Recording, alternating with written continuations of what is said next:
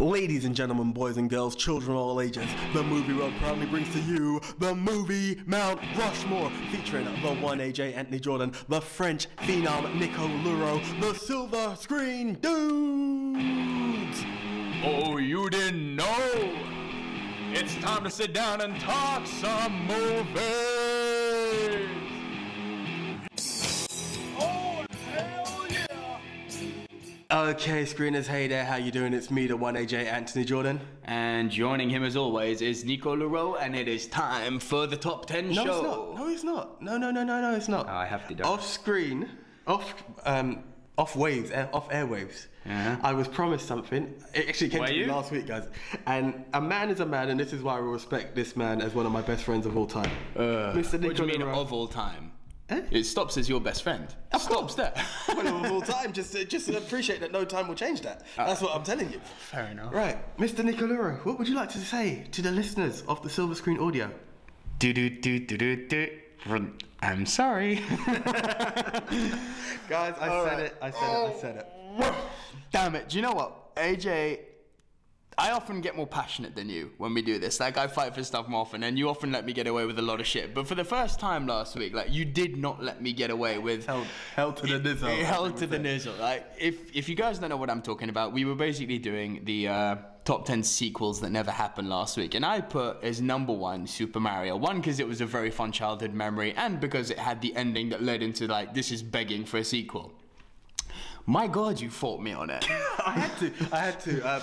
Guys, whoever's out there, don't think I'm a Nintendo hater or anything against Mario itself. Love Mario. Mario the movie is a different story. That doesn't fall under the category of Mario. You shocked me last week. You really did, because it's the first time since we've been podcasting that you literally got like, fuck you, hell no, no way, no how, never hell to the nizzle. I went R-rated. I had to go. Literally, you got Deadpool on me. Yeah. I thought, okay. What the fuck's he bitching about? So I actually went back and I treated, in quotation marks, treated myself to fucking Super Mario. Ain't nothing super about this movie. Super shit. It's painful. God damn. It's one of those things in childhood, guys, if you're under the age of 18, hey, you shouldn't be listening, but hey, welcome anyway, because we do swear. It says explicit. It does say explicit, so you have been warned. It's one of those things that as you grow in life, you look back at stuff and you really hate seeing stuff that you loved and you just can't find that same passion. And that's what happened to me, and I'm sure that's what It's happened to me, since we've been doing this, it's happened to me on a number of movies. One that sticks out the most is Batman Returns. Look back on it, I was like, hey. I still need to do, I'm scared to watch it after what you said to me. I'm scared to rewatch it. But this Mario, like, the things that I said that were in support of it, I stick to. They integrated a load of things from a game which is basically about a plumber jumping on Goombas and turtles, and somehow made them integratable into a movie. I thought the Bob-omb idea, you know, the little Bob-omb walking, I was like, that's cool. The toadstool, which I remembered being the fungi, I was like, no, it was actually a guitarist called Toad who they turned into the first Goomba. I was like, oh, that's fucked. And there was things I like not giving the name away. What's your name? Mario. What's your surname? Mario. What's your name? Luigi. What's your surname? Mario. You're both called Mario? So there's 4 Marios? No, there's Mario and there's Luigi Mario. I was like, okay, cool. They're not giving anything away. But goddamn. King Koopa, King Koopa, yo shit. The little T-Rex ripoff from Jurassic Park. Yeah. It was so bad. And the part which I told you off waves that literally made me go, oh, hell no, they didn't just do that, was Luigi gets to an edge of the platform. He's like, we can make it. We can jump. And Mario's like, I'm not going to jump. I'm like, you're Mario. What'd you do? You jump. That's like the thing you do. Fireballs and jumping. Yeah. In some games you fly, but you are the plumber who jumps. What do you mean you're not jumping? The first thing of Super Mario 1 is you walk and you jump. That was the exact first thing you do. You jump. There's a Koopa walking towards you. You jump on him. You kick the shell out the way. You click up on the little box. There's the mushroom. You get bigger. You go down the tube. That's level 1 of Super Mario Land. Yeah. And that's all you do. Before any firepower, you jump to kill. So if you can't what do you mean you don't jump, Mario? If you don't jump to grow, you don't jump to kill, you're not Mario. in a nutshell. So literally, for anyone watching last week going, has Nico lost his mind? Yes. He did, briefly. Temporarily. But he's back. He rectified himself. He's back, and my God, silver screeners out there, I apologize to you. One, for insinuating that should make the Mount Rushmore. 2, for putting it as number 1 on my list. Yeah. 3, for not listening to you, AJ. And I take your word. You got as much knowledge as I do when it comes to movies. If you say a movie's shit, I'll fight you on it, but this one ain't no fighting. Yeah. No, we are going to get passionate about stuff, and we have guilty pleasures, but it can't even make guilty. It can't even make guilty. It's guilty that movie got made. It's how dare you offend children like that. That's the way I can only go with it. But okay, guys, moving on. We've accepted this gentleman's apology. Please. Extra ratings on that. Even if you don't enjoy the rest of the content on this, just for him being a man, we deserve the 5-star rating on that. So thank you guys very much for that in advance. Okay, Nico, would you like to tell our wonderful listeners what the producers have delivered for us this week? Something tough. Hell yeah, was it tough. I wanted to laugh at it, but I couldn't because it was really harsh. Hold up on the laughter a minute there, because I mean, I've said this a few times, like, dating all the way back to our first one, which wasn't a podcast, but it was on our YouTube channel, the top 10 Bond movies. I was like, oh, this is hard and whatnot. I've said it a number of times, like, oh, this is really tough. Guys, this was genuinely the hardest one we've had to do. Yeah, do you know what? Second to horrors. Horrors was second. Yeah. That I remember still being the hard one. This blew horror out the water. Do you know what's funny? Every top 10, if you're watching on YouTube, top 5, I always say this has been bloody hard. No matter which way you look at it. You know, we thank the listeners when they come in, and we thank the producers when it comes. And you always think to yourself, this is hard. And I can't think of a top 10 that's been a walk in the park. No. You know, there's always an honourable, there's always something, but this one really took the biscuit. There's been a few number 1s which we've decided on pretty easily, like Joker making the villains. That was the lock-in. Yeah. But yeah, none easy, or GoldenEye being in the Mount Rushmore. That was locked in. I suppose even sequels. I think we pretty much agreed on sequels. Sequels, Buddy Cops. We've had them, but this one is hard. And this one is, you know, with horrors. I think with horrors, I've watched them, but I've never been a major horror fan. So it's like, which ones could I enjoy the most? And then you start to realise those you appreciated. This one is really close to my heart. This one's not only close to my heart, but I mean, talk about the way you approach this one just after I'm done here, but I approached this in very much the same way as I did horrors. You know, I looked at it by decades. And then I was like, hang on, this has been around since movies started way back in the 30s. Yeah. I literally spent the last week, guys, since we got this, studying this genre, which we're going to reveal in a minute. You've seen it already in the title, but hey ho, we're being funny. Literally through the 30s, 40s, 50s, 60s, 70s, 80s, 90s, noughties, and 10s. I've just done 90 years worth of film research on this genre. My God, this was hard to make, because pretty much I could make up a top 10 from each decade. You could. To be fair, in my scale, we're more new. Yes. Yeah. I'm much more gravitating towards the 90s and onwards. Definitely.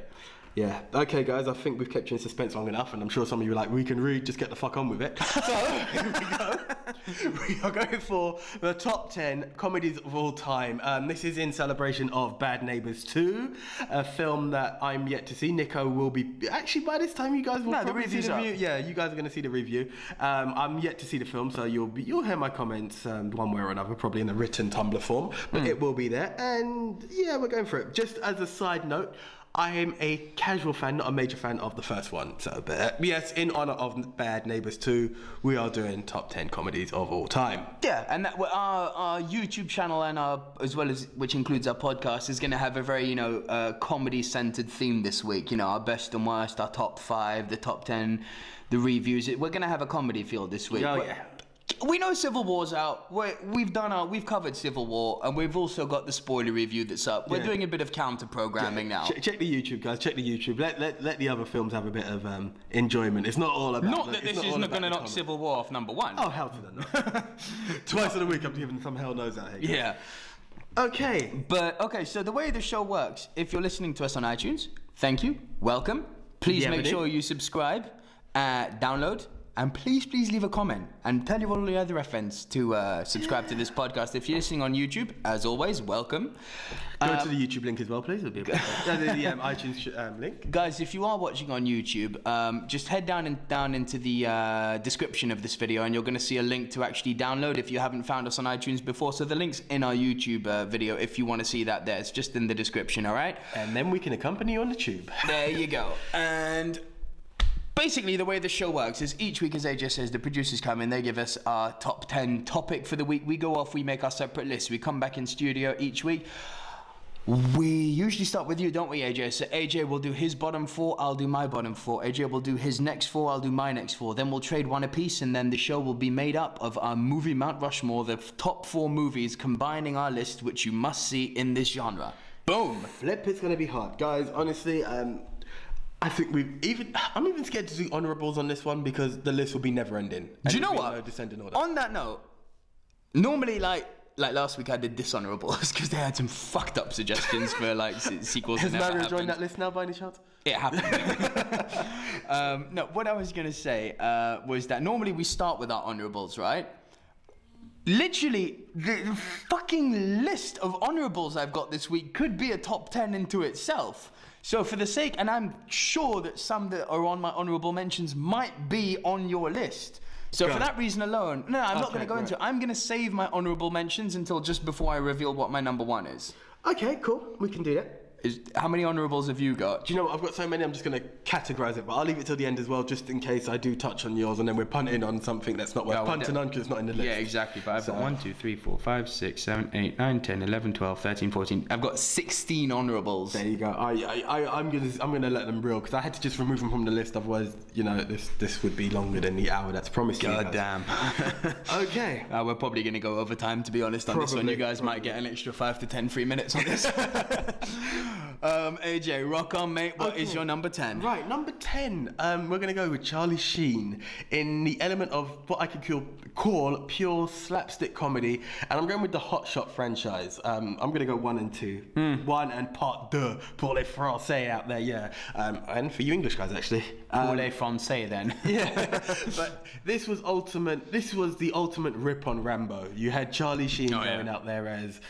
I can't even remember his name, but yeah, the pranks that you would get with these were very similar to Naked Gun. Yes. Where they will take a spin on every other action movie that's out there, other comedies that's out there. It was so hard to take these films serious. As a kid, I just loved them, and Charlie Sheen done perfect as this suburban warrior coming out from fresh, army, the same Rambo, post-traumatic. What is it? PTSD. Yeah, he's got the PTSD. He's out there, and the mad adventures and pure comedy. It's been a while since I've watched them, but if I had to call slapstick comedy, short of one that's coming much later in the list, that would be one I would deliver from. And like all great comedies, it's got a Star Wars reference in there. Of course. What up, Star Wars reference? As always, Nico has to get those in podcast or YouTube. Yeah. Do you know what? Yeah, I loved Hot Shots. Not liked. I loved Hot Shots. My favourite scene for all the movie fans out there who have seen this, I hope you'll agree with me on this, is when he's going up the river and his dad's going the opposite way, which is the pull out from Apocalypse Now. Yeah. That was fucking genius. That was genius. That was genius. Most definitely. The late lightsaber fight with Saddam, that was funny. The covering his hands in glass and all that, which is a rip-off of one of Van Damme's movies. Van Damme kung fu movies, isn't it? Yeah. All funny, but that scene when they're switching lanes and going up the river, I thought that was just... Yeah, that was classic. Bravo. That was classic. Do you know the first scene that always comes into my head, and I think it's from Hot Shots Part 2, or Part 2, was he's shooting all these bow and arrows, and he runs out, and then he uses a chicken. Yeah, he uses the chicken to or when the girl's ripping her shirt up and the guy's like, oh, I got my finger cut. Exactly, yeah. There's so many more, please. So many stupid elements, but you just can't help but laugh. It's slapstick. It is slapstick. Yeah, 90s slapstick at its best. Absolutely, and there was so much of it in the 90s. Yeah. Not all good, but no. But slapstick. I mean, I don't know. Do you have a lot more slapstick on your list? One more. Much older and not stateside. All right. Yeah. Cool. What's your number 9? Number 9. Okay. Guys, a lot of you are going to think like, wow, really? They're that low down? But it had to be mentioned, and I'm just so torn in them. Funny enough, a gentleman who's appearing in Bad Neighbours 2 is in this movie, and one of my all-time favourite comedians. You introduced me to him, actually, Mr. Steve Carell. Oh, we are punting. Go ahead and drop the title, but we are punting. Yeah, we're punting like a motherfucker. Cool. All right, we're going there. All right, the number 8 spot. A film that I've loved, it's always in there. Some might say it doesn't deserve the greatest of all time, but it made it into our buddy list. Jackie Chan, Chris Tucker, Rush Hour. It didn't make my list. Go ahead. Guys, it's the story. Which one? We can count a franchise, but if you had to pick one, which would you pick? I'm gonna go with what I put on the list. I went with number 1. Thinking about it more, I probably would lean more to number 2. Yeah, I probably would lean more to number 2. Again, guys, if you have the opportunity, go to the YouTube page if you're listening on iTunes, and there's greatest sequels, top 10 sequels. Rush Hour 2 definitely outdone Rush Hour 1 for us on that.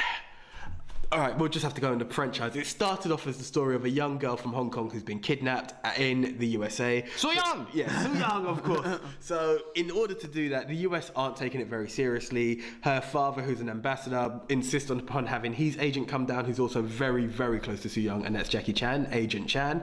And they put him with... What do you mean Agent Chan? Agent Lee? Lee, what did I say? Jackie Chan, oh my days, where am I going with this? Yeah, Lee, Jackie Chan is Agent Lee. And they pair him up with Agent Carter, who is Mr. the one and only Chris Tucker. A cop, LAPD cop, who's always causing trouble and more damages than his worth. So he always believes he can join the FBI, and this is his chance of proving himself to them because the LAPD have just palmed him off. And they don't want to work together. Jackie Chan is obviously very passionate for saving Soo Young. Chris Tucker doesn't care, he just wants to be in with the LAPD, and the madness ensues and the partnership develops. And that's where we've gone to Rush Hour 1, 2 and 3. 3 was okay, 2 I would say is the best, but yes, definitely. 1 was a perfect introduction. You know, you couldn't have 2, you could have 2 without 1, but yeah, it's a perfect And build. Jackie showed that he's actually, as well as all of his incredible stunts, which there are plenty of, but he showed he's got good comedic timing. Perfect. And I think after that we saw a lot from Jackie. Some aren't the best, you know, Shanghai Noon, whatever, but they knew that there was a comedic element in Jackie Chan that had to be can bring the comedy in the US. He's not just an action star, he can definitely bring the comedy. Yeah. No, I will agree with you on that. That was your 8, right? That was my number 8. Speaking of which, Rush Hour, you know, do you know if they have E4 in the States? They must do. Potentially. If you don't, if you do, apologies for not knowing. If you don't, well, you're not missing out on much. E4, yeah, it's just a child. It's a teen upward entertainment channel that we have. Think made in Chelsea. Yeah, which is like The Hills and Meet the Kardashians and stuff like that. Yeah, there you go. But did you know that on E4 they're making a Rush Hour TV series? Fuck, it looks bad. It looks terrible. To be honest with you, I think in the States they may actually have it on their Netflix. I'm not sure if we've got it on the UK Netflix, but deepest condolences. Yeah, it's not the biggest investment Netflix will ever deliver to you, but hey, it's check out Daredevil for that. Oh yeah, Jessica Jones as well. I love that. It's awesome. Have you finished it now? Oh yeah. It's dark, isn't it? I loved it. I loved it. It's so dark.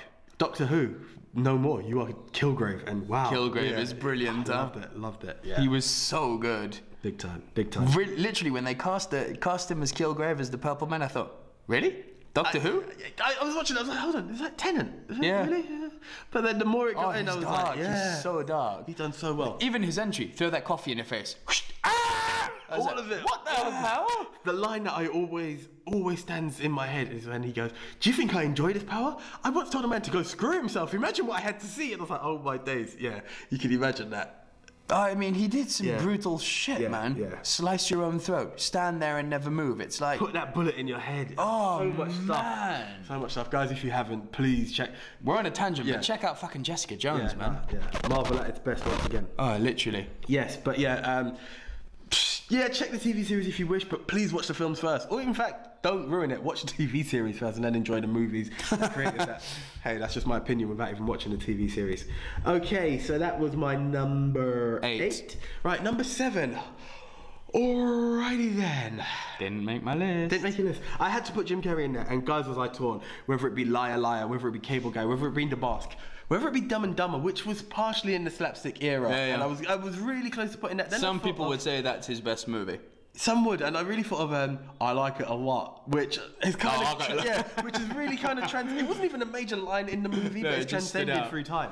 But then I thought Austria. Alrighty then, let's put another shrimp on the Barbie. Let's not. Mary Swanson, and he's reading. He thought it was Samsonite. So many jokes, and it's so stupid. But the reason take these spare gloves. Your hands are looking ghosts. You've had these spare gloves this whole time. I'm gonna kill you. Yeah. Your hands are freezing. And there's some really dark parts, like where they sell the blind kid a dead parrot. It's bad. It's really bad. You know, The second one's fucking awful, by the way. after hearing it, I refused to watch it. Oh, it's so bad. There was some I think Jim Carrey knew what he was doing when he said he's not doing sequels again. Short of Ace Ventura 2, which was really worth it. Don't know why he did the sequel. To Dumber and Dumber. Yeah. Don't know why he did it. Cash grab. Yeah, it must have been. I believe that. Cash grab, man's got to eat. But yeah, number 7. Ace Ventura being I'm gonna go with number 1. Even though definitely. 2. Do you know what? Once I watched 2 again more recently, I was on the floor. But this was not only the introduction to Jim Carrey. Taglines. Jim Carrey with the mask had smoking and let's do. But alrighty then became such a line. Then. You know, your number's still 911. Like a glove. All of these lines were just there, and it's like. And his elastic face. Yeah, exactly. Man, he can do anything with his face. Hey, Snowflake, Snowflake, Snowflake, that's not Snowflake. Just, so much. And it was the perfect introduction to Jim Carrey. I was the biggest Jim Carrey fan. It would have been a sin for me to have not listed a Jim Carrey movie. And I had to go with the introduction. Again, alrighty then being a tagline that we all done. Your number's still 911, maybe I'll give you a call sometime. All of these stuff, it was, The butt talking. Yeah. That's all I'm here. Listen, pet dick, how do you want me to make your life a living hell? Well, gee, I'm not quite sure I'm ready for a commitment. But put a pin in what you just said. I was convinced when we got told, like, top 10 comedies of all time, I was, like, convinced Carrey's going to be on my list, arguably more than once. Spoiler alert, he didn't make my list. It's hard. It's so hard. This is such a hard list, right? And I'm sure there's some like, really, that's your all-time favorite. And I just have to go with If I had to pick a Jim Carrey, it would have been Liar Liar. I was really close to it. One of the lines that always sticks in my head with Liar Liar was, "What are you doing?" This is when he's trying to get himself kicked out of court. "What are you doing?" "I'm kicking my ass." See your mind. All of it. But I just had to go with the intro to Jim Carrey. The madness that was it. All of them are worthy. So many are worthy, and it's so hard. He owned the 90s when it comes to comedy. Yeah, without he was the comedy man of the 90s. And you know when I look at it, because after the Truman Show, it started to get a bit serious with him. It wasn't that many years, but it stood out supremely. If you think of it, Ace Ventura was 94, by Batman Forever, which was 96. No, it was earlier, mate. Mask was 94, Ventura was 93. Okay, 93. Okay, so we're talking about 3 years? Yeah. But he dominated. It just Ventura 1 and 2, Mask, Dumb and Dumber, Liar Liar. Yeah, those are like the 5 that really stood out. But for that, you can give him the 90s. Oh, for sure. And that was an impressive There was feat not another comedian in the 90s that stood out like him, not one. He done it. So I had to. There hasn't really been another comedian like him. I mean, Will Ferrell tried but failed. Guys, it's been seen on our visuals, and I'm going to just reinforce it again. And it's not a hate thing. No, it is. But yeah, it is. I can't. Guys, please comment whichever way you're seeing it. Would love to hear the comment, but I can't do Will Ferrell. Daddy's Home was the closest I could do. And Let me rephrase that. I won't do Will Ferrell. I gave Daddy's Home my time and money. Last chance, and you failed, my friend. I tried. I've tried. I actually refused to watch Zoolander 2. Oh, but wait, I can hear across the airwaves, but what about Anchorman? Allow me to retort, but what about Anchorman? Actually, do you know what? I don't even want to ruin this for anyone. It's not in the top 10. Do you know what? Will Ferrell didn't make the list. He didn't even make the honorables.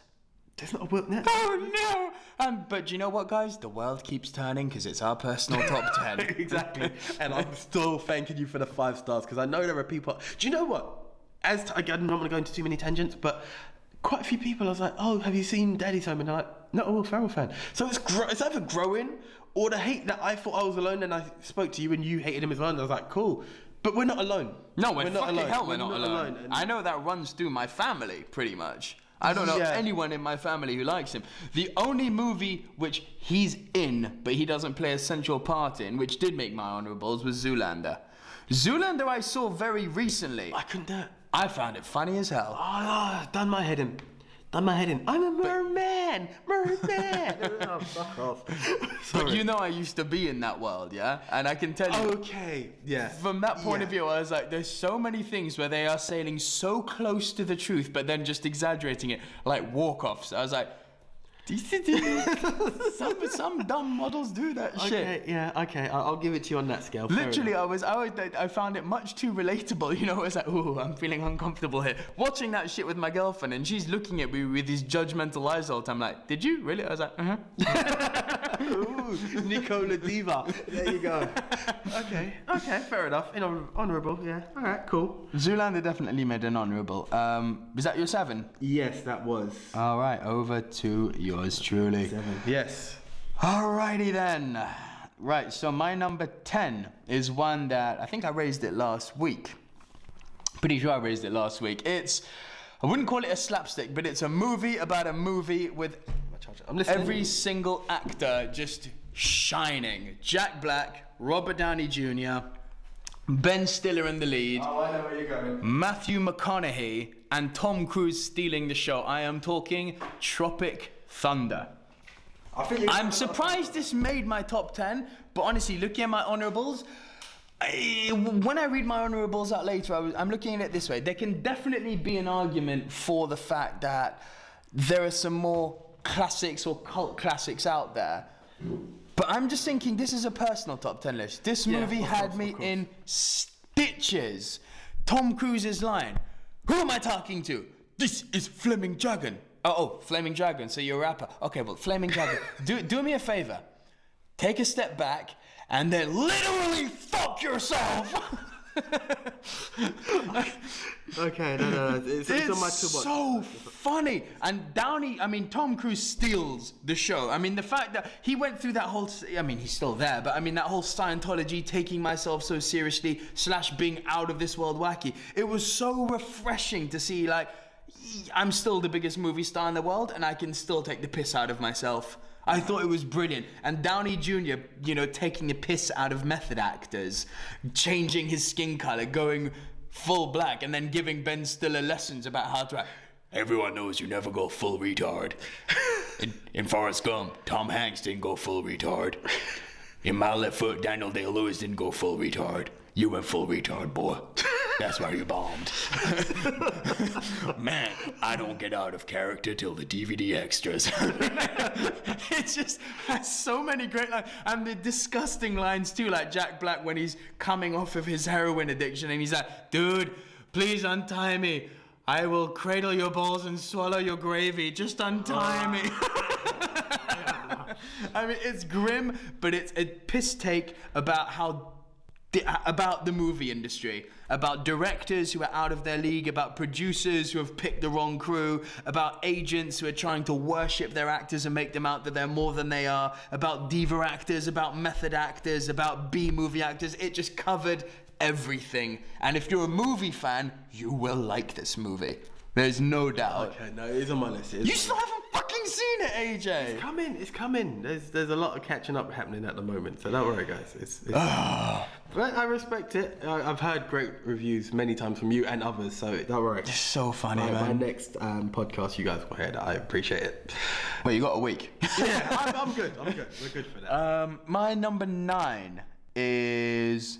It's an international one starring one of the smartest men, proven fact, in Britain, Sacha Baron Cohen. And this made I don't know which one.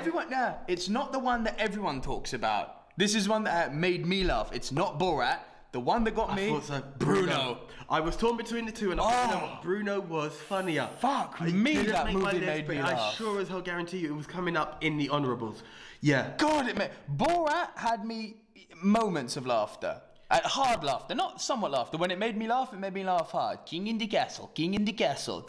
Look at me in the chair, king in the castle. It's, taking a shit in front of the Donald Trump building. I mean, there was so much in that movie which, even now is like, yeah, you can relate to that. Literally, please take a shit in front of the Donald Trump building. I don't want to go into politics, but Donald Trump, if you're listening, you can't see this, but here's one, here's 2 fingers up in the air. Fuck you. As I like to call it for the wrestling fans, the Stone Cold salute. Yeah, you just got 2 of them from Nico Don. Yeah, go back to The Apprentice. Fuck. Talking of that, have you heard who the replacement is? Just on a quick tangent. What, for Trump? Yeah, on The Apprentice. Surprised it's not him. Surprised the cunt can't think he can run the country and be on TV. No, funny enough. Twat. Yeah, it was close, but you ready? Go on. Arnold Schwarzenegger is the new, hiring and firing guy. On that note, that does show that Donald Trump does have a good business acumen, because if you were going to have someone take over on The Apprentice, you get one of the most charismatic men in film history to do it. Yeah, I'll give you That actually makes sense to me. I, Trump, don't get me. If you're listening, he's not listening. I don't give a fuck. If you're a Trump supporter, pass this on to the cunt. Listen, all right? Yeah, I don't give a fuck, President of the United States. Kiss my fucking ass. Listen, the man knows what he's doing when it comes to business, all right? He knows what he's doing when it comes to business. He's got Arnold there on The Apprentice. Hey, kudos. You're still a cunt, but kudos. Fair enough. Just in case you do become the future Mr. President, that was one half of us. Please don't take us off the airwaves. Thank you very much. Yeah. That was just a quick one. As a black man, you've got a lot more to worry about than I do. Oh, well, yeah, I'm aware. That's why I'm kissing ass. No, I'm joking. But no, I don't want to get into politics too much, but... Fuck politics. Fuck politics. But you know what, one thing? Yeah, you know what, if Donald Trump does get into the White House? So what? Wouldn't be the first time he's made a black man move out of his home. Boom! Okay, number... Mic drop, motherfucker. What's it Just quickly, quickly back on Bruno. So Bruno, those of you who don't know, stars Sacha Baron Cohen. He's basically a fashionista blogger slash personality who's got all these shows called Funky Zeit in Austria. He wants to become world famous. Cue him going to the States, doing every single trick he can. Do you know what's just jumped into my head? To try and get Take away the fashion side. He's quite a Perez Hilton, isn't it? It's very it's that media attention seeking whore. Literally. Yeah. But if that was harsh. Nothing against Perez. I think Perez is quite funny when he's ready, but just that they crave the attention. But do you know what? If for those of you out there who are like, oh, this is a stab in the heart of, this is a stab, this is encouraging homophobia, you missed the point. You completely missed the point of the movie then. I keep referring you guys to it. You should have followed the journey, so we can't keep referring you back to him. But check our podcast when we were just doing it, when it was online top 10s. Where we had challenging sexual... It was the top 5 roles that challenge sexual prejudice. Check that one out. It had to make the list because it actually empowers. Don't be ashamed of who you are, no matter which way you go about it. Yep. Yeah, so, go with that. I don't want to digress too much, but I see the time ticking and I was like, hell already. My number 8. Funnily enough, Jim Carrey didn't make my list. The guy who I didn't think would, Ben Stiller. The Farrelly brothers, when they were at the height of their powers... There's something about Mary that they don't know. You didn't have that on your list? Wow. That's one of the best movies of the 90s. Best comedy movies of the 90s, certainly. Yeah. My God, okay. So basically, Ben Stiller has this high school crush on Cameron Diaz's character, Mary. He actually goes to the prom with her. Cue a very, very nearly goes to the prom because he gets into a bad accident. No spoilers if you haven't seen it, but this is one that will make all men in the world go, ow! Oh! I mean, that's all I'm going to say, guys. If you haven't seen the film, the minute you hear that song, just know it's coming. I'm not saying anything. Ow! Ow! Ow! Ow! And it's actually quite graphic in the film. Isn't it, Justin? They show too much. Yeah. But how'd you get the bean above the bacon? So he grows up, loses track of her, never really gets her out of her head. He employs, it's Matt Dillon, isn't it? Yeah. He employs Matt Dillon basically to go and check up on her as a private eye, which is kind of creepy because it's basically like, second-degree stalking. But Matt Dillon then falls for her, comes back, puts Ben Stiller's character on a bullshit route. Ben Stiller still can't let it go, and then they both end up fighting over her and trying to outdo each other. And just for extra comedic value, throw Lee Evans into the mix as well. So the what? Lee Evans is the mix as well. And a very, very angry border terrier. Indeed, yeah. One of the, I'll never forget this. I was on my knees, and I laughed so hard, snapped up, and it was the first time in my life I pulled my hamstring. No word of a lie. I laughed so hard as I jumped up from that position, I actually pulled my hamstring. I had to watch the rest of the movie with my hamstring on ice. Oh, wow. It made me laugh that hard. Wow. This is not a lie, guys. I promise you. That's the reason I remember it. I jumped so hard in one stage, I pulled a hammy. Yeah. Well, no bullshit. When they say side-splitting comedy, literally splitting. Yeah. Pain. Wow. That was my number 8. Number 7 is one of the modern ones. It's from the think it was the naughty. Yeah, it was the naughties. What do you get when you take a handsome stud, an actor who is famed for being second fiddle on Steve Carell's The Office, The American Office, enter Fat Jesus, aka Zach Galifianakis, and throw a baby in there with Mike Tyson, a tiger, and no fucking memory of what happened? You get one of the best thought out comedies that has ever hit. Tell me this made your list. It was on the original list. It was on the original list. It actually missed it. Oh. It actually missed it. I am talking about The Hangover. Of course, it's worthy. One of the best thought comedies. And again, this is a personal list. I know that when I read out my honorables, they're going to be, how the fuck did The Hangover make it and that movie didn't? Yeah, I know that's going to come. But look, these are about movies that have made me laugh harder than any. Hangover, from the moment they wake up, had me in stitches. I enjoyed it. The tooth, the chicken, the tiger, the apartment, fucking the naked little Chinese man played by Ken Jeong in The Boot, the Mike Tyson, the marrying the hooker. I mean, I'm saying things here and you're like, hey, slow down, spoilers, I haven't seen it. I ain't spoiling shit. Don't worry. You're in for a ride, you're in for a ride. Oh my God. And the concept that for the whole movie, it's like, it's blending the kind of whodunit, figure it out clue movie with a comedy. And then they don't reveal shit until the credits roll. And it's done through like an Instagram photo session. It's fucking genius, this movie. It is. And welcome to the world, Zach Galifianakis. God, he was good. Fat Jesus. Yeah, no. I was going to say who I would like to have seen more of. It kind of came and... No, he's still there. He did Due Date with Downey Jr. He's got... Due Date, Due Date, and now he's the Joker in Lego Batman. I need to see him. I'm not against hearing him, but I need to see him back on screen. And Due Date was a good few years back, you know? Fair play. Yeah, come on, Zach. We need you back, man. Yeah, he did that shitty movie with Will Ferrell. I can't even remember what it was called. The Campaign, I think. Yes. Key point. Again, guys, he's not on the list. So stop asking for it. Yeah, okay, fair enough. So Hangover made mine. It was an honourable. I'm shocked it didn't make yours. It was in the original list. Okay. Over to you now, man. Right, okay. So, where are we? The last film you heard from me was Ace Ventura. So, taking the 6th position. We're at number 6 here? Yeah. Okay. I don't know if you've seen this one, and you might hate it, but this is, again, like, all-time great comedy, but this is a childhood classic. My entire family household will agree with me on this, that it had to make the list. This is Joe Pesci and Marissa Tomei, My Cousin Vinny. I haven't seen it. You haven't seen... Oh, my days. This film has got me cracking up like never. I remember telling a friend about it and he was like, yeah, I've seen it as shit. I was like, how dare you? Can't say that about Vinny. Vinny, okay, how can we say this? You've got two guys going on a road trip and they end up in deep south. I think it's Alabama, it could be Tennessee, something along those lines. And basically they've purchased something from a shop, right?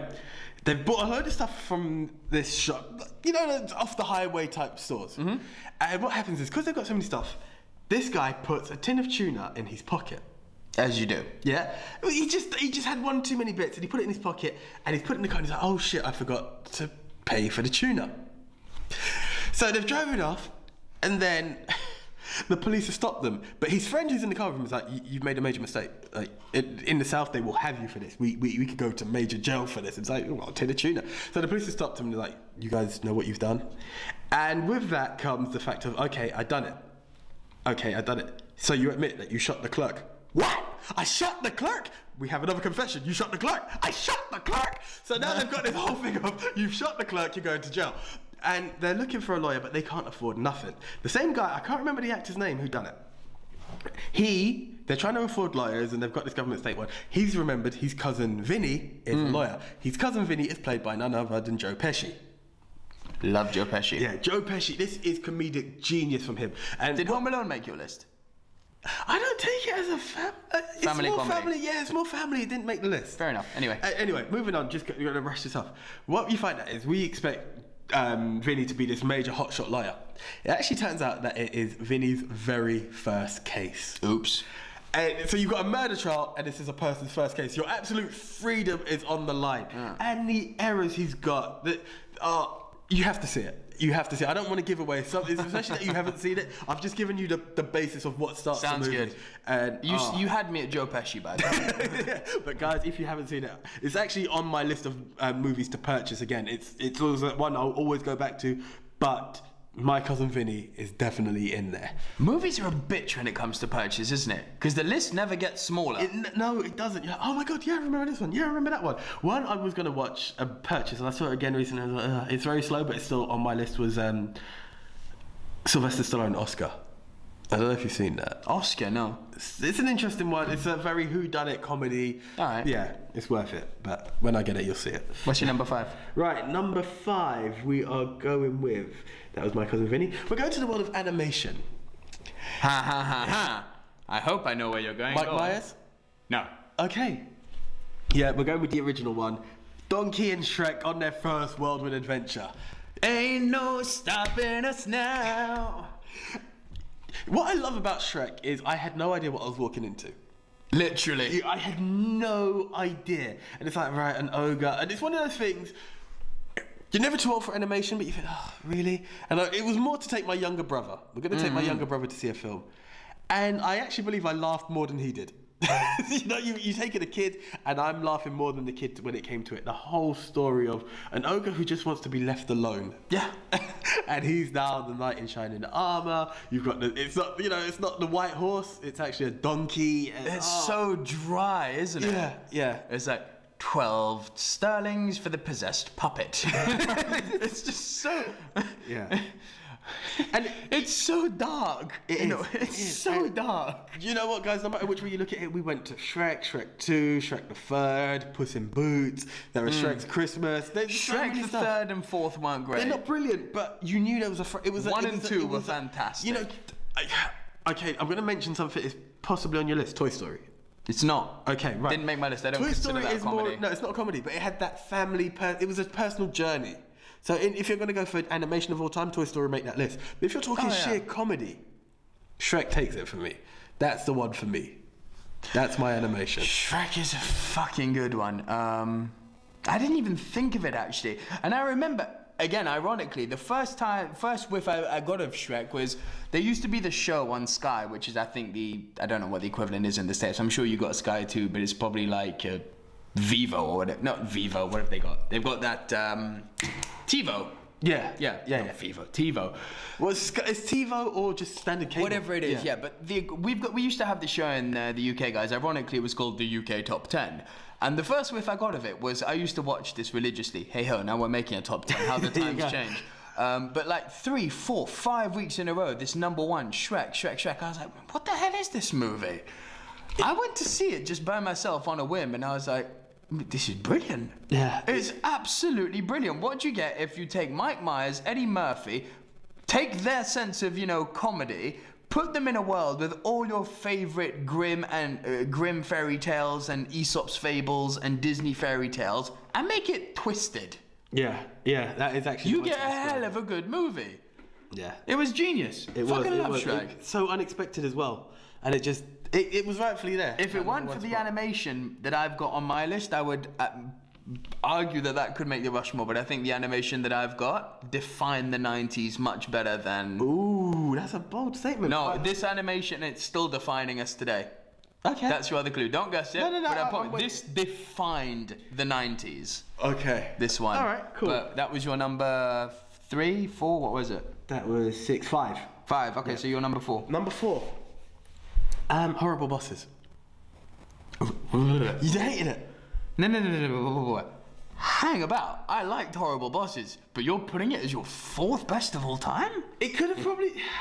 Really? Do you know what I'm putting it down to?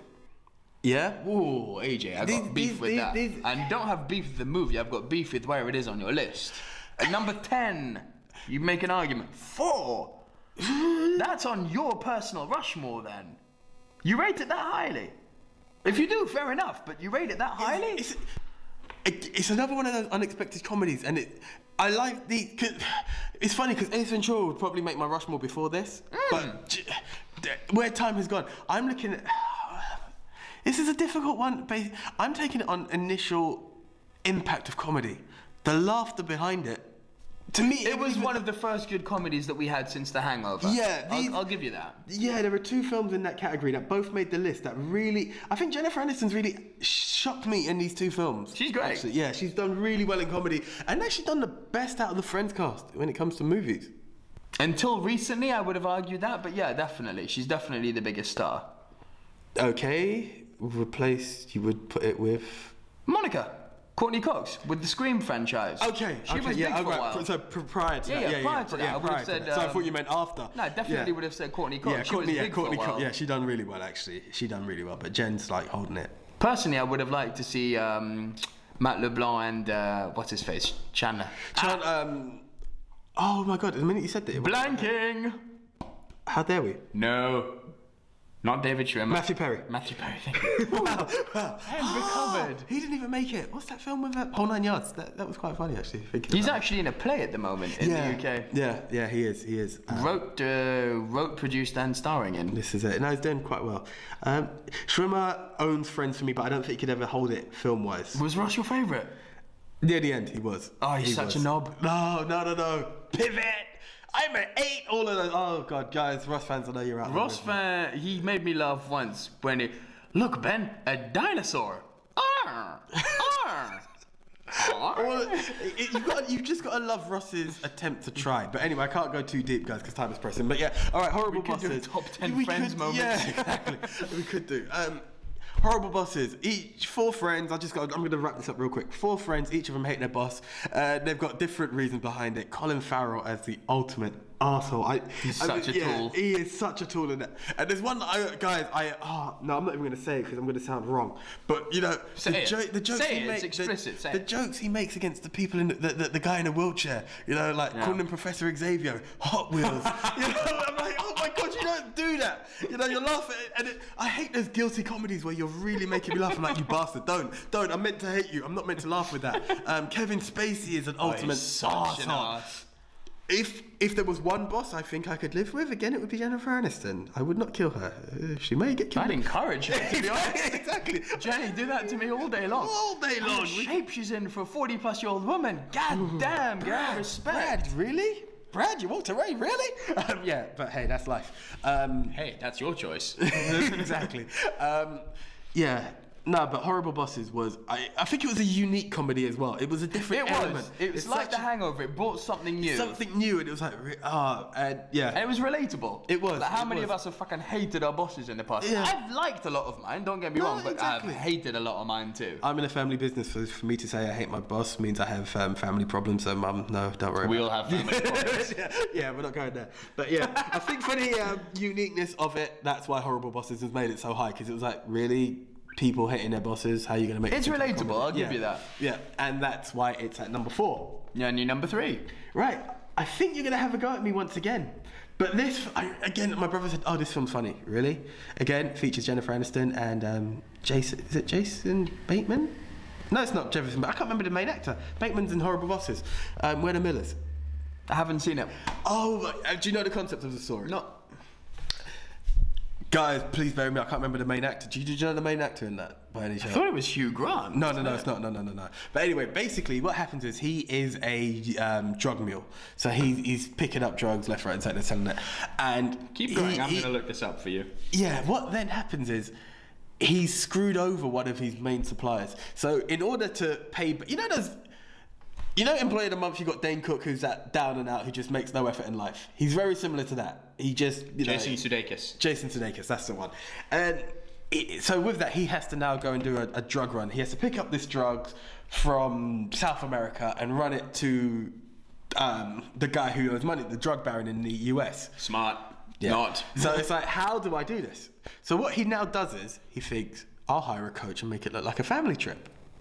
So he's got this one kid who's really smart, who looks after it, who's really close to him and normally encourages him. You got this teenage kid who's trying to make this older guy, Jason Sudeikis, look smart. Jennifer Aniston is his neighbour, who he's always arguing with but gets along with. And then the young kid has got this fascination with this.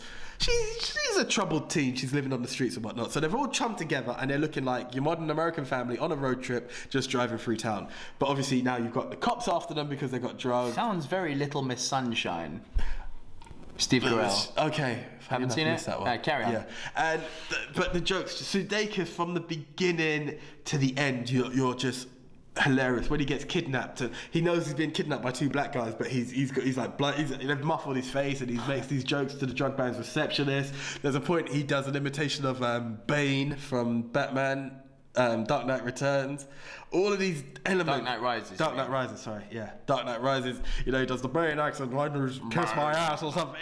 It was like, you have to watch it. The jokes in there, and there is a Jennifer Aniston scene. And that's all I'm saying. When you see it, you'll be like, AJ, I can see why this is on your list. You've got the nympho in Horrible Bosses.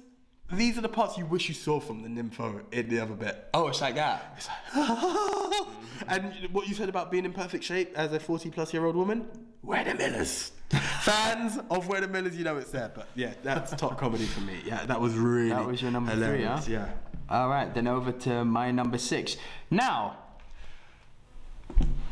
before Monty Python arrived, before Fawlty Towers arrived, before Mel Brooks arrived. Ooh, we're going back. We're going back to the 60s. We're going back to the original comedy gang from the UK that started it all. It's a franchise, and I'm picking my favourite from the franchise, and I knew this wouldn't make your list, and I bet a number of you out there won't even have heard of this franchise if you're not from the UK, because it's very much a UK thing that didn't quite have the traction to go worldwide, possibly because it came too early.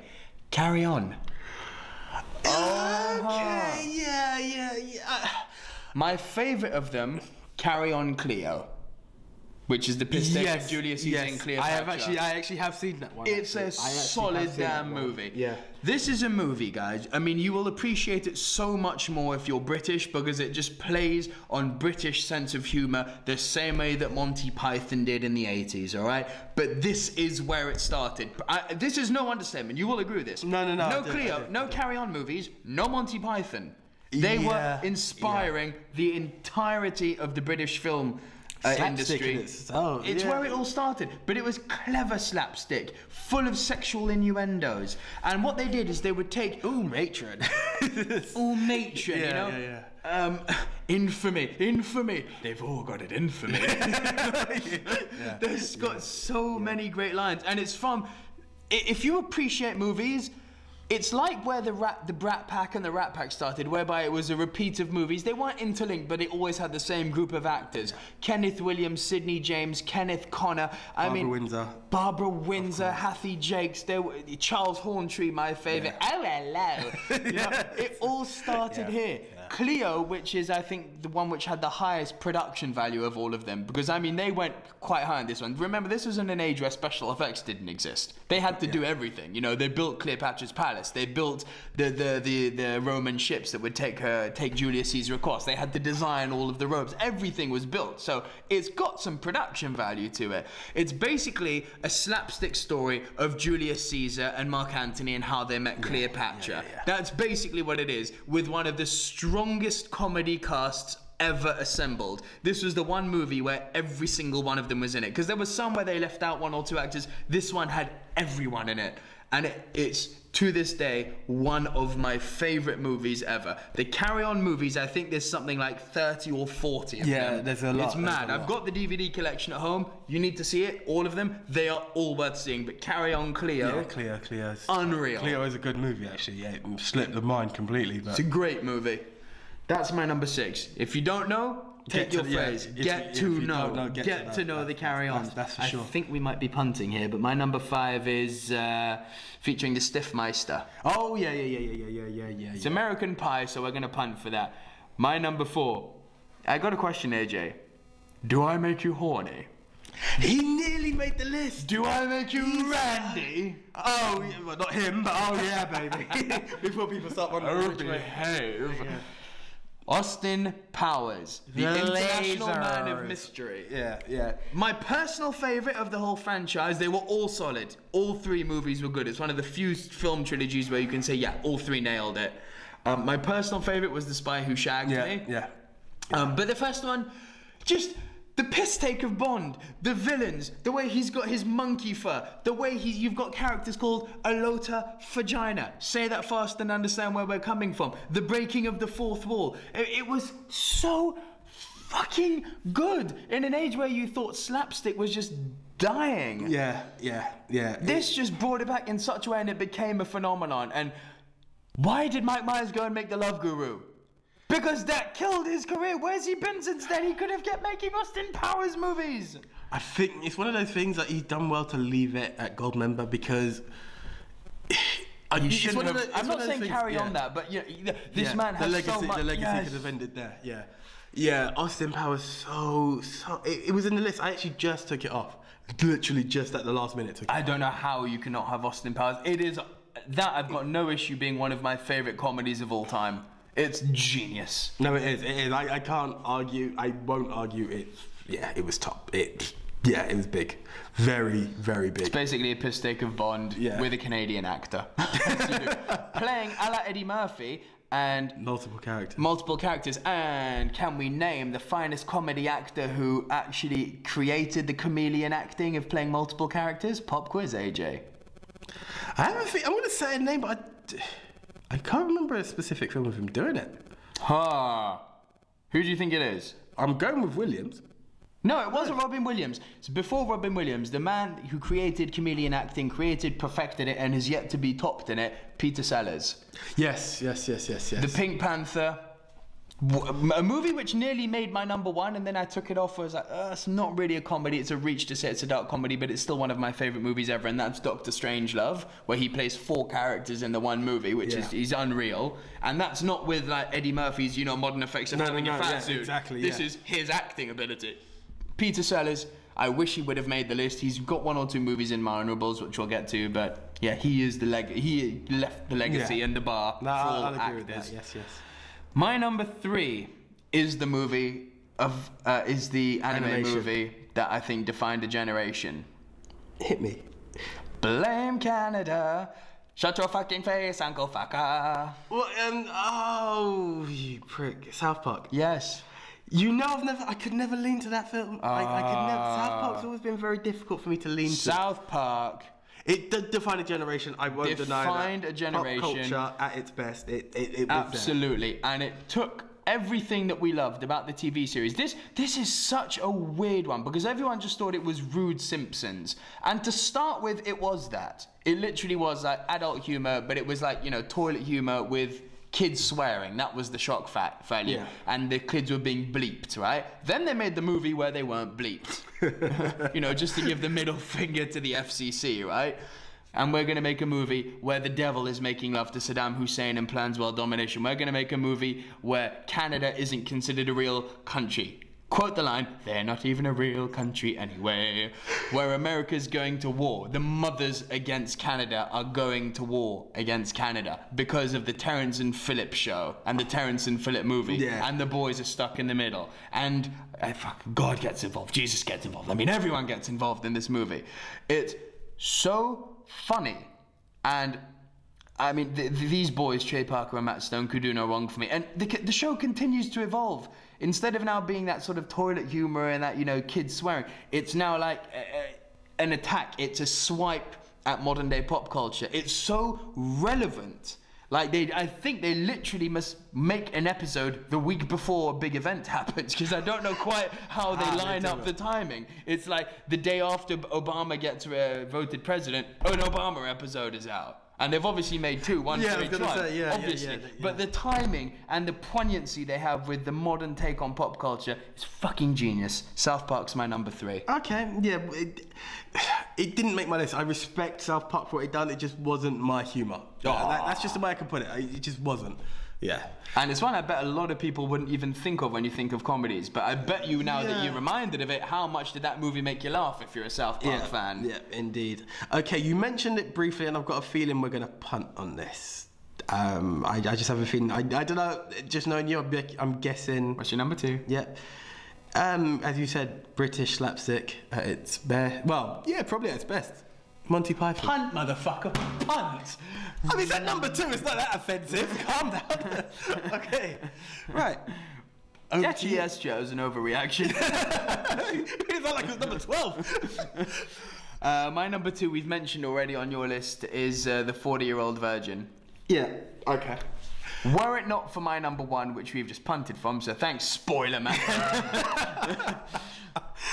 This would be my favourite comedy of all time. Do you know it was the first comedy for a long time that... Excuse me. Bless you. And for those of you, as well as AJ, who said bless you, thank you. It was the first comedy for a long time, I thought, that was going beyond the stupid slapstick. I was prejudiced against this movie, seeing the photos, 40-year-old virgin. I thought, oh, fuck me, another stupid slapstick movie. Yeah. It's so much more than that. Do you know what's really funny? It's got such an important, good message behind it. Sex isn't important. It's the feelings from one person to another that matter. It's such a good movie. And my God, has it got a good comedy cast around it. Paul Rudd, Seth Rogen, Steve Carell. It's a powerhouse of a comedy movie. It really is. It's really funny because I would say it's my first introduction of fully realising Steve Carell. Isn't he good? I had seen him in Bruce Almighty first. Oh. No, but he's quite funny in that. He's quite funny in that, but the movie sucks. Yeah, it's not Kerry's best. It's definitely. But he actually makes the movie. Yeah, literally. As he was. Evan. Yeah. You know, look back. Oh my God! Yeah, it's a fucking virgin. But it was such an introduction. And to be honest with you, I know you've watched the US Office. For sure. I love that show. I've always been a UK version of the Office. I love the UK. Yeah. I've still just got to watch the US one. It's brilliant. Never crossed my path in that way as yet. And but Steve Carell is a comedic genius, and yeah, it's worthy. It's so worthy. And if you haven't seen it, guys, it's in the title. It's literally about a 40-year-old virgin. The truth, funnily enough, the funny part isn't the fact that he's a virgin.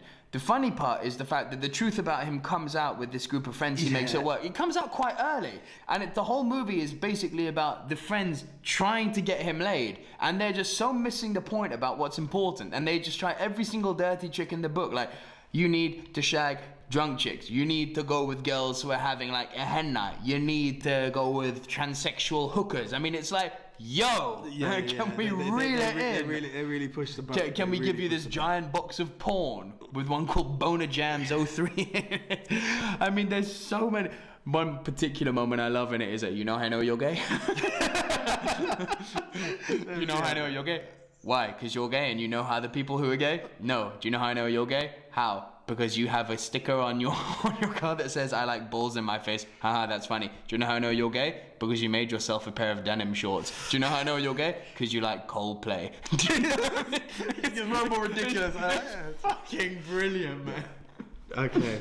Yeah, it's worthy. Okay, much higher up in my list, but it's through personal preference. It's not taking anything away from the Rushmore's going to be a hard one. Yeah, okay, this one, it was your, number 5?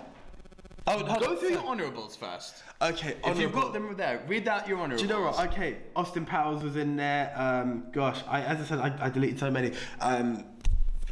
Bruno, Borat, Jim Carrey movies, Mask, Ace Ventura 2, that whole madness he had for those 5 movies. God, Meet the Parents are in there. There are so many good ones. I couldn't even write the list because I was like, no, you're gonna have too many honourables. Don't even do honourables. I got to that point. Gosh, guys, there are so many. If you haven't got them movies. written down, I can't think of it. Go for your number 1. Then. Right, my number 1 was your number 5, I believe. Yeah, I think so, yeah. I'm going for the one at the beginning where the crew met together. Again, it's about this whole losing your virginity. It's like American warm Pie. apple pie. That's the one. American Pie number 1. Right, why is it number 1? Okay, at the time, it was very relatable. I was about 15, around that time. Yeah, it's horny teenagers trying to get laid. Literally. It's been done before, but guys, comedies are all about when you watch them. Yeah. That's why, you know, it's just as easy to go into a comedy which everyone loves and I didn't like that. It's all about where you are at that moment in your life. And American Pie was that journey with us. And I'll tell you why American Pie stands out as number 1. Will you watch Son of Mask? Or The Mask 2, I believe it was called. Right. Would you watch Ace Ventura Jr.? No. Right. Dumber and Dumber, you'll avoid. There are all these films out there. Right now, I've mainly gone Jim Carrey because they tried to do sequels without him and they were terrible. However, American Pie has the key ones, which are American Pie 2, The Wedding and the Reunion. However, they were able to make films. All right, they went direct to DVD, but people still brought them and will watch them. And no one is in the cast apart from Eugene Levy. And what do? They just create a random Stifler. Yeah, Stifler's cousin, Yeah, Stifler's brother, there's so Stifler's many blah, blah, blah. Yeah, oh, I'm a Stifler, and you just have to live by this rule of a Stifler. Yeah, people, you will watch those, and the funny thing is, as bad as you'll watch them again if they're on TV. Oh, hell yeah. And that's why I give American Pie amazing credit. And it was a journey. There was a journey. Stifler's one of the best comedy characters ever. Sean William Scott, how did it go so wrong? But he became typecast, didn't he? Yeah, it was, sadly. Which is sad, because actually when he was in that movie The Rundown with The Rock, he showed that he had a bit of range. Do you know, okay, I'm not taking nothing against a potential character that's out there now, but my choice to have ever put a man to be the Flash was Sean William Scott, absolutely. I think he would have been the guy. At the time, we're talking 10, 15 years ago. Yeah, exactly. He's too old now. Yeah, but he became typecast, you know, Road Trip, Dude, Where's My Car? And they were really bad films, that's the problem. Yeah, Road Trip was fun. Road Trip was alright, Dude, Where's My Car was terrible. Terrible. Yeah, and it was one bad one after another, and it just went wrong. And it's a pity, because as much as we have Deadpool there, I think that was the Flash. But no, American Pie, there's a journey behind it, and it all started, and as you said, Nick, it's a matter of when you watched it, and that, I think we will. It was probably my first 15 I legally got to see. You know, I paid. I think it was. You know, I remember you and Yash going mental for it. Yeah, big up Yash if you're listening, bro. You should be. I'm sending you the link anyway. But yeah, it was like, yeah, this is the movie. This is the movie, and this is where MILF came from. Yeah, yes. You want to talk legendary? Yes. If we're talking about a word that no. For those sickos out there who I can all relate to, who are going on to YouPorn and going in MILFs this and that. MILF came from this movie, guys. MILF, Mum Would Like to Fuck came from American Pie. Yeah. Yeah, I was watching that with my mum present. I was like, whoa. Shit. And I didn't know that was coming. I'm going to change subject quite quickly now before... Yeah, right. Right, yeah, okay. But yes, no, MILF, American Pie, Stifler's mum, Shipwreck, all of it. There were so many Funnily enough, I do think that the two best gags came from number 2. Yes. Peeing on Stifler and getting the hand stuck to the dick. Yeah, okay. Or the lesbian scene. One of the... that lesbian scene. Do it for the team! One of the most cringe-worthy moments... I'm squeezing his ass. Oh my God. One of the most cringe-worthy moments comes from number 1. All I'm going to say is the name. Pale Ale. Oh. Yeah. That still doesn't go that well. Yeah. Yeah, but that was the sort of stuff that American Pie was like. It was like, but you're still laughing. It's like, you would do that? I mean, Jim is one of those guys like, really, dude? That desperate? You're fucking a pie? Yeah. Apple pie, dude. Yeah. Or Jim coming twice where he's, I'm Nadia. I'm pie. Again? Guys, before Periscope, before Snapchat, a webcam. Yeah, that is cyberbullying. Unintentional cyberbullying. Yeah, man. That is best. Yeah. No, love it. American Pie. Right, now before I go into my number 1, which you've kind of spoiled, I'm gonna go through a list of honourables and finish off with the one that inspired American Pie, actually. So the ones that didn't make my list: 21 Jump Street, worthy. Borat, worthy. Superbad. I enjoyed it, but yeah, it's a bit honourable. Yeah. Zoolander. Yeah. Dumb and Dumber. Yeah. Groundhog Day.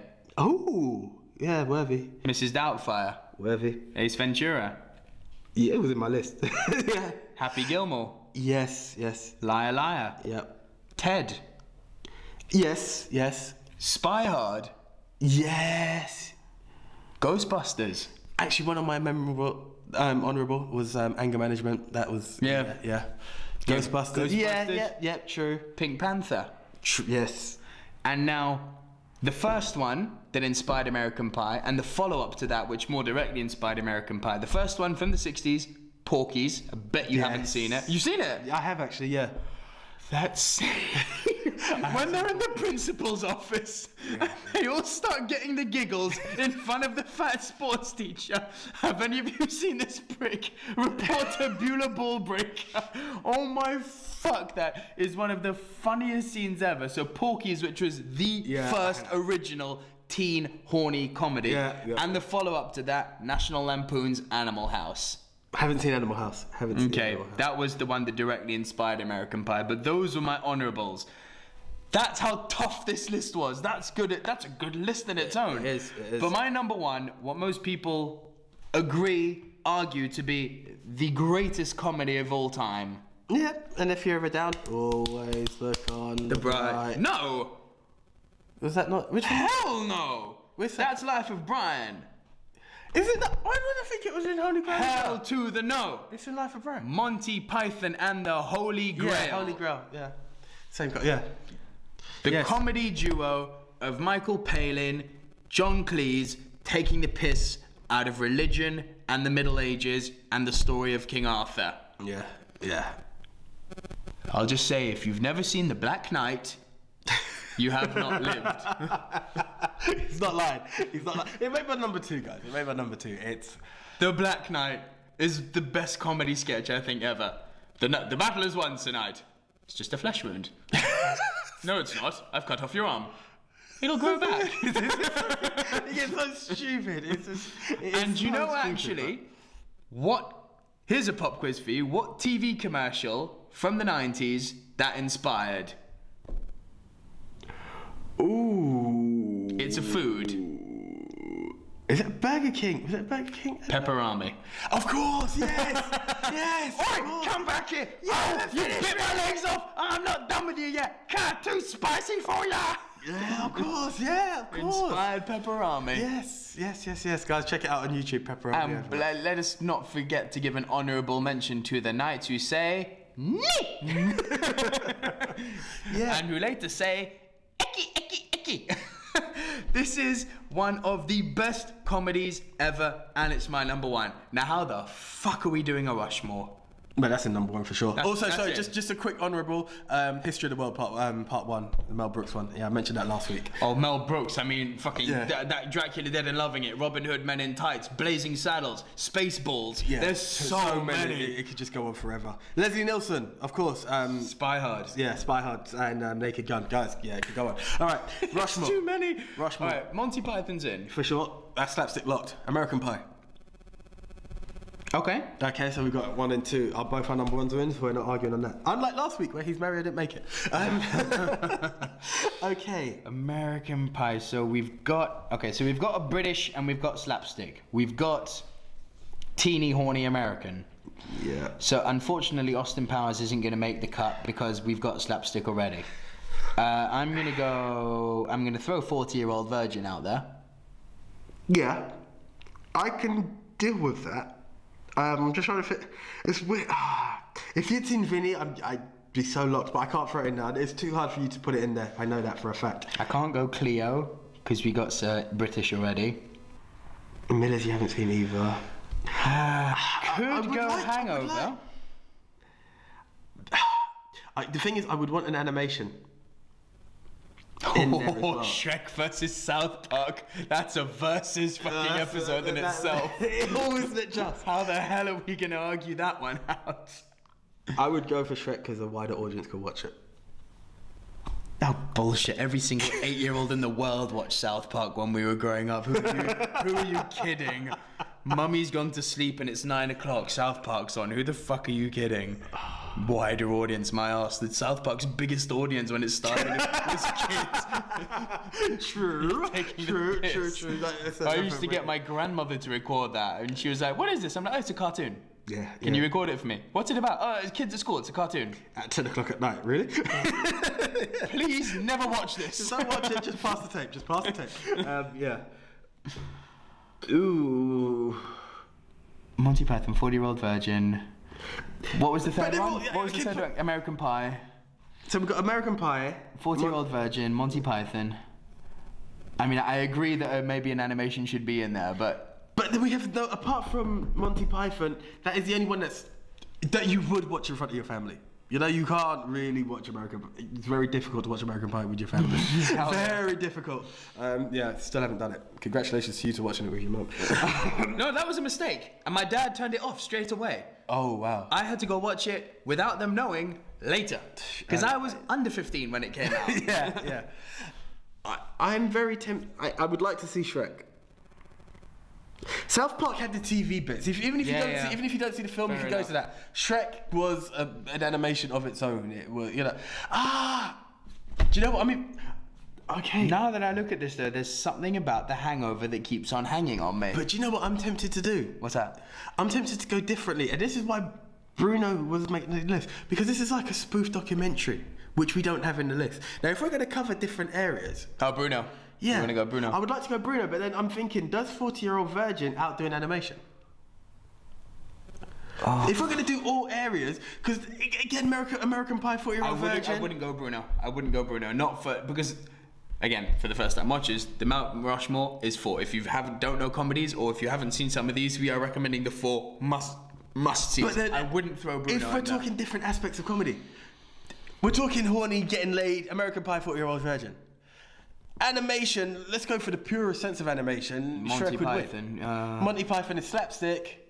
The horny teens. Okay, none of us went for Porky's, we both went American Pie. The way I would lay it, I disagree if you would, I would go Monty Python, American Pie, Shrek, and Bruno. Just because it's a comedy documentary, you're not going to find another doing it. Just on the essence. It's not the greatest I agree film with out 3 there. of them. I don't want to put Bruno in the Rushmore. So what did you say? You said Monty Python, American Pie, Shrek. Yeah. I'll give you Shrek if you give me Hangover. Hangover's definitely worth it. Yeah, because that's a different angle as well. It's a different angle. It's a different angle, and Zach has to make the list as well. Shit, I didn't put Jim in the list. Oh my god, Jim, I'm sorry. But yeah. I know, right? I know, it seems so unreal. We've like shat on the 90s. Yeah, alright, I could deal with that. Locked in. So, Monty Python, 40-Year-Old Virgin, Shrek, and Hangover. Yep. Ladies and gentlemen, boys and girls, fans of the Silver Screen Dudes from all around the world, it is time to announce the movie Mount Rushmore. In no particular order, our first entry into comedies, best comedies of all time is... Monty Python and the Holy Grail. Our second entry is... Like warm apple pie, American Pie. I'll go for number 1. They're all worth watching, but number 1. Our third entry into best comedies of all time is... Donkey! Shrek. On another whirlwind adventure. Ain't no stopping us now. We're on a move. On to number 4. Our final entry is... I'm trying to think of a catchy line from it. You try to think of it. That's exactly it. You've just done it. I can't remember what it is. I can't remember. Because I am... Hungover. It's a hangover, guys. Yeah. Mike Tyson actually doing the Phil Collins as well. But yeah, that all worthy film. Guys, to be honest, comedy goes far and wide. Time is pressing on us. Watch them all. The honourables, the ones that didn't make the Rushmore, the ones that did make the top 10s. Literally, if we could do anything with this list, whether you agree with the Rushmore or not, whether you agree with our top 10 or not, we've thrown between us like 20 movies out there because we haven't agreed on all of them. Between honourables and everything, you got a lot of comedies to go and watch here. We've done the hard work. We've done the research. We've brought you what we believe to be the yucks. If you think that we should put, any Will Ferrell in there, I don't know, put in the comments, Silver Screen Dudes, suck a dick. We won't, and sorry guys, it's not going to happen. I have tried with him. We have tried. We've both given him time. I even went as far as to say Zoolander's an honourable mention. Beyond that, no. I can't. There's the comedies done, guys. We've done the Rushmore. We've each done the top 10. It's been hard as all hell. If you think you can do better and you want to bring all the comedies in from the 30s all the way up to the 2010s, comment in the YouTube section, comment on the iTunes. Please, guys, make sure that if you are listening to us on iTunes, we are begging you, we are pleading you. We're new to the game, so we need some love and help. Please hit that subscribe button on iTunes. Please rate us, give us the 5 stars if you think we are worthy, and if you're not, lie. Give us the 5 stars anyway. No, I'll even give it to you guys. Even if we're worth the 4, I don't think we're going to do for 4 ever. Give us the 4 and give us a comment as to what you want to see different from us. And we'll do it. We're open. We bring you silver screen, high impact entertainment, and we want to bring to our fans what you guys want. Because then hopefully you'll go and tell your friends and family and we'll get more fans. That's the one. And if you're listening to us on YouTube, thanks for that. Remember, in the description, there is the link to our iTunes where you can download us for free. So what are you doing here? Go and download us on iTunes. Do it now. Please, no orders.